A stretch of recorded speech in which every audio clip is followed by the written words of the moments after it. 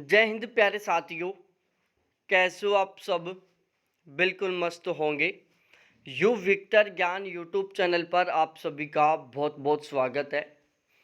आज के इस वीडियो में हम डिस्कस करने वाले हैं एसएससी जीडी आईटीबीपी कांस्टेबल की सैलरी स्लिप के बारे में कि यदि आप एसएससी जीडी के थ्रू आईटीबीपी में कांस्टेबल बन जाते हो तो आपको पहले महीने में कितनी सैलरी मिलेगी।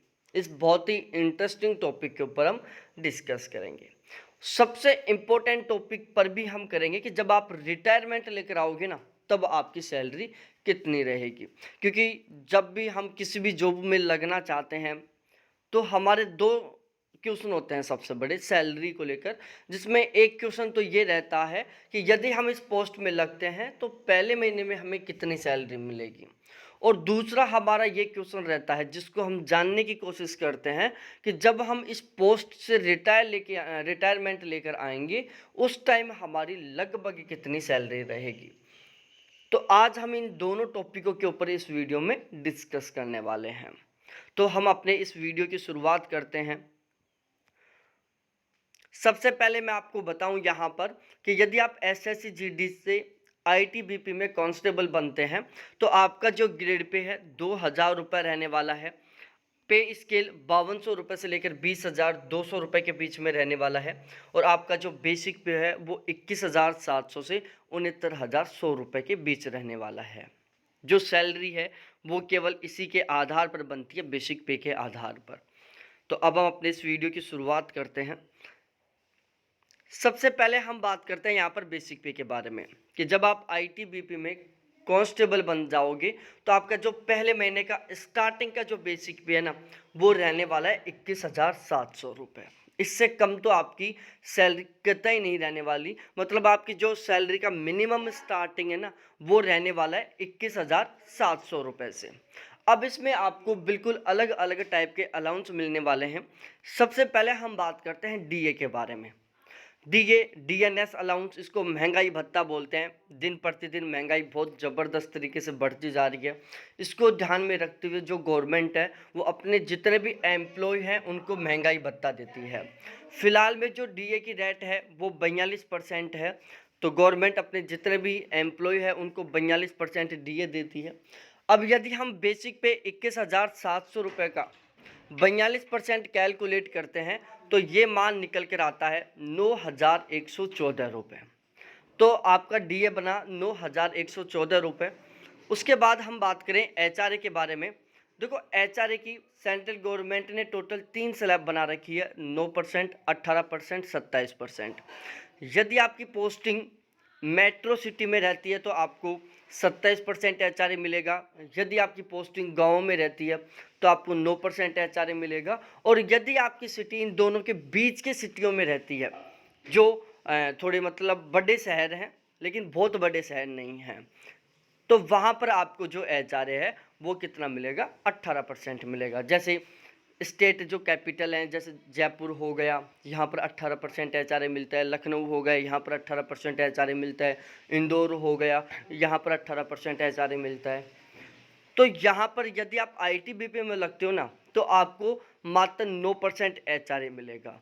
तो 9% से आपका एचआरए बनता है 19,953 रुपये। 1,953 रुपये आपका एचआरए बन जाता है। ट्रांसपोर्ट अलाउंस के आपको 1,800 रुपये मिलेंगे। डीए और टीए के आपको 756 रुपये मिलेंगे।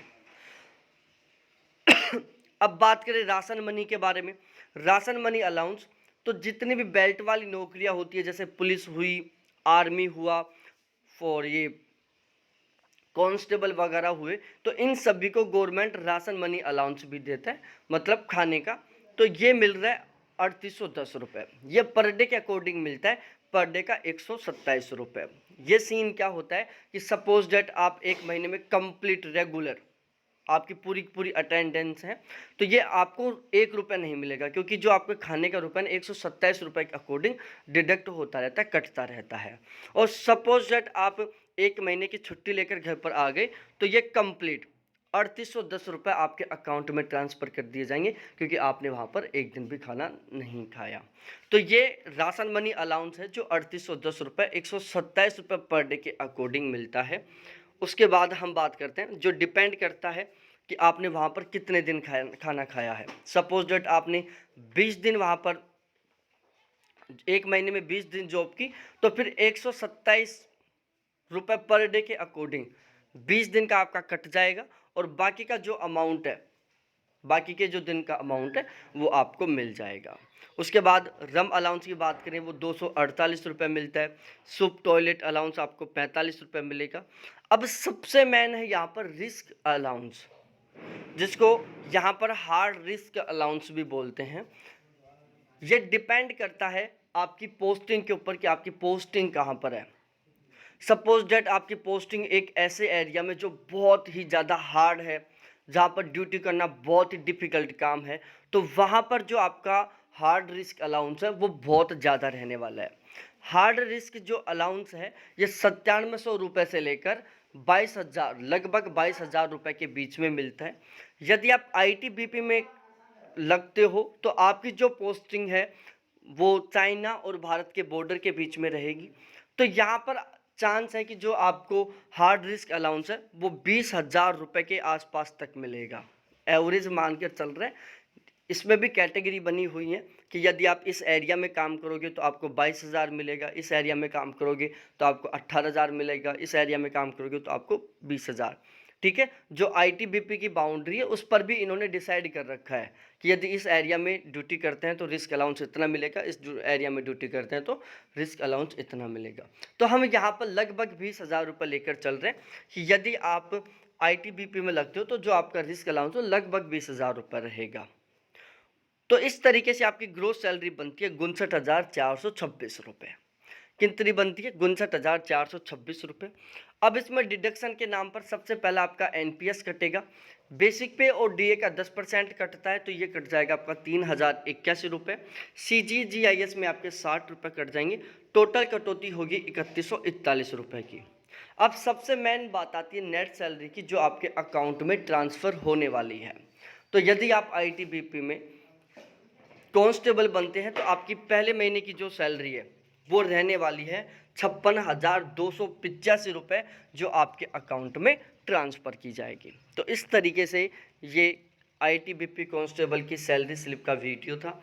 अब हम सबसे मेन टॉपिक पर बात करते हैं कि जब आप रिटायरमेंट लेकर आओगे ना, तब आपकी लगभग सैलरी कितनी रहने वाली है।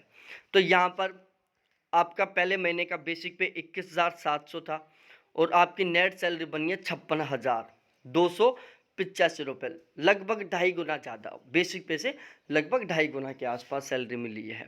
तो हम इतना ही लगा कर चलते हैं, तो हम एक मोटा मोटा आइडिया लेके चल सकते हैं कि जब आप रिटायरमेंट लेके आओगे ना, तो आपकी जो नेट सैलरी है वो लगभग 1,80,000 रुपये से लेकर 2 लाख रुपए के बीच में रहने वाली है। बहुत अच्छा खासा अमाउंट होता है, बहुत अच्छे खासे तरीके से यहाँ पर प्रमोशन मिलते हैं, सैलरी में भी बहुत अच्छे खासे तरीके से इंक्रीजमेंट होता है। आपकी जो सैलरी है वो मेनली 2 तरीके से बढ़ती है, एक बेसिक पे, दूसरा DA और तीसरा HRA।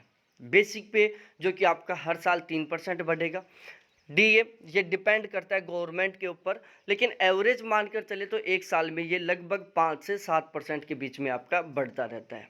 उसके बाद HRA के लिए गवर्नमेंट ने पूरा स्लैब बना रखा है।